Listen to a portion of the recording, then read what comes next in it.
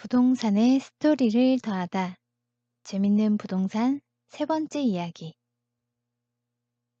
내가 집을 산다면.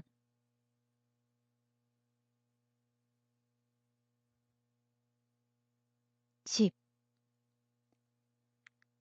내가 집을 산다고 가정해 봅시다. 먼저 내가 집을 살 수 있는 금액이 최대 얼마인지, 그리고 어디에, 어떤 집을 살지 생각하게 됩니다. 보통 간단히 육하 원칙으로 타겟을 결정하면 보다 구체적이면서 수월하게 결정할 수 있을 것입니다. 누가, 언제, 어디서, 무엇을, 어떻게, 왜. 처음 투자를 시작하는 사람들 중 아파트든 토지든 상가든 종류 무관하게 돈을 버는 경우도 있지만 대부분은 아파트로 수익 투자해서 돈을 벌기 시작하는 경우가 대다수입니다. 예를 들어 A씨가 10억에 안정적으로 집값이 떨어지지 않는 아파트를 찾고 있다고 가정해 볼 때, 요즘 흔히들 말하는 똘똘한 집 한 채란 뷰 좋고 주차시설 잘 되어 있고 독서실, 골프 연습장, 피트니스 센터 등의 부대시설과 세대수는 1,000세대가 넘는 대단지이며 지하철, 버스 등의 편리한 교통, 백화점, 영화관, 쇼핑센터 등의 편의시설, 그리고 영동대로 통합개발 등의 앞으로의 주변 개발 호재 등을 말할 수 있을 것입니다. 하지만 위 내용은 일반적인 조건이지 절대적인 조건이 아닙니다. 성북동 게이트힐즈나 판교의 언덕배기에 있는 한 주택, 호가 몇십억 또는 몇백억씩 부르지만 사실 세대수 적고 차로 올라갈 수밖에 없는 구불구불 경사진 작은 길이거나 주변 편의시설은 찾아보기 어렵고 교통도 불편하거나 개발 제한구역 또는 철탑 밑쪽에 위치해 있는 낮은 용적률, 즉 건물을 높게 지을 수 없는 집이기도 합니다. 이런 집들의 특징은 고급 자재, 그리고 차로 가지 않으면 쉽게 찾아가기가 어려운 경사진 집인 반면에 뷰가 상당히 좋다는 것에 중점이 되어 있다는 것이 특징입니다. 즉, 부동산이 가격 오르는 데 있어서 절대 불변의 원칙이란 없으며 위치에 따라, 상황에 따라, 그리고 심리에 따라 다양하고 복잡하게 복합적으로 변하고 움직입니다.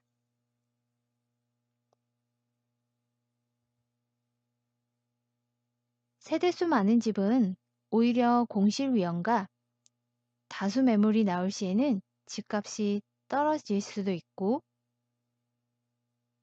반면에 세대수는 적지만 아파트 매물의 특수한 내부 인테리어로 시세보다 훨씬 고가로 팔리는 경우도 있습니다.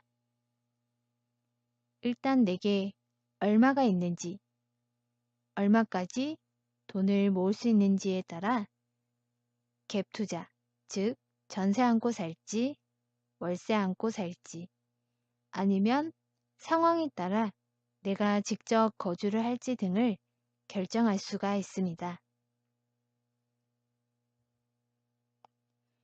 실행에 옮기기 위해 우리는 먼저 네이버 부동산 매물이나 다양한 매물 사이트, 각종 블로그나 카페 등의 인터넷 정보를 통해 알아볼 것입니다.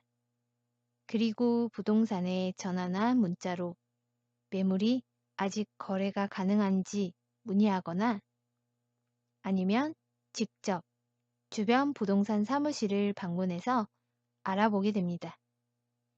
만약 여러분이 처음으로 부동산 사무실에 방문하게 된다면 이 팜플렛에 나와 있는 내용들이 생소하게 느껴질 수도 있습니다. 먼저 평보다 제곱미터를 보편적으로 쓰도록 되어 있지만 아직도 제곱미터보다는 평이라는 말을 더 많이 쓰고 있습니다.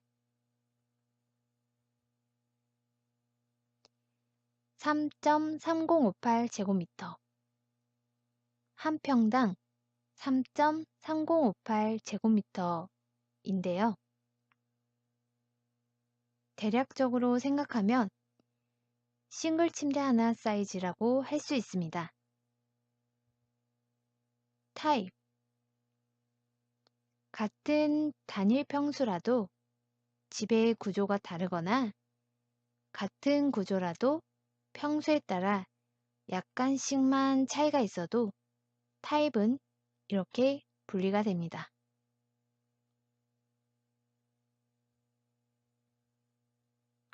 A, B, C, D, E, F, G.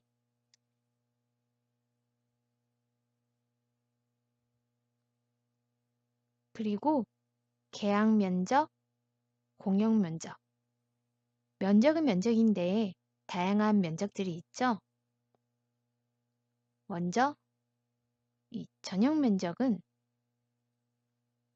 실평수, 즉 실제로 사용하는 생활 공간이라고 할 수 있습니다. 거실이나 안방, 침실, 주방, 그리고 화장실 등을 말할 수 있는데요. 여기서 발코니는 전용 면적에 포함되지 않습니다. 즉 발코니나 베란다는 실평수에 포함되지 않기 때문에 같은 집이라도 발코니가 넓게 있는 집이 상당히 더 넓게 느껴질 것입니다. 또한 리모델링 아파트도 기존 평수보다 더 커지는 경우가 있는데요. 이 경우에는 모두 발코니를 확장했을 경우 방으로 늘렸기 때문에 평수가 커지는 것입니다. 공용 면적, 함께 공용으로 쓰는 면적이라고도 하는데요. 계단이나 복도, 엘리베이터, 공동현관, 비상구 등을 말합니다. 이 경우에는 주거 공용 면적이라고도 합니다.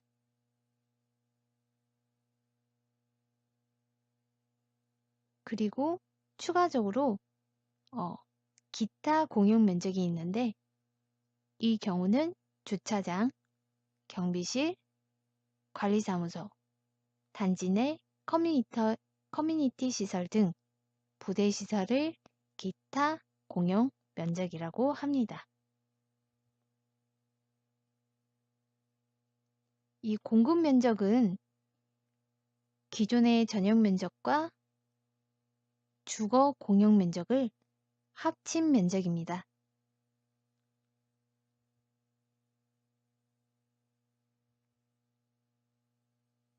그리고 마지막으로 계약 면적은 이 전용 면적과 주거 공용 면적을 합친 이 공급 면적에 플러스 기타 공용 면적이 바로 계약 면적이 됩니다.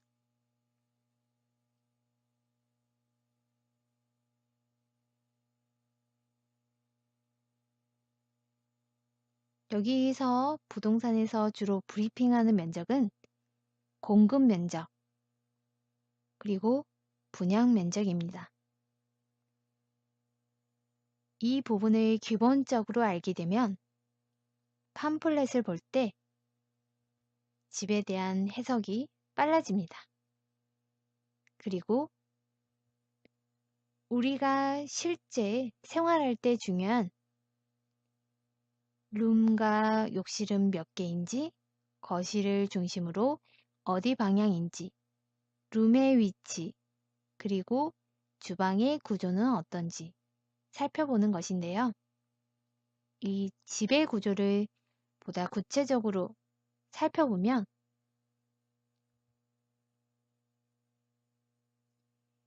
주방과 연결된 다용도실이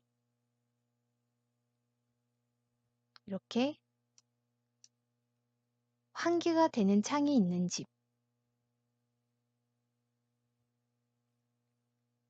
두 번째는 거실과 주방이 일직선으로 환기가 잘 되는 이 판상형 집,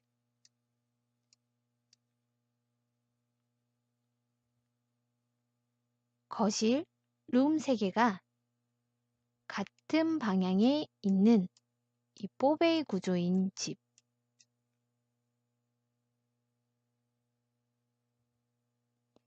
아이를 보면서 요리할 수 있는 주방과 거실이 연결된 구조로 되어 있는 집,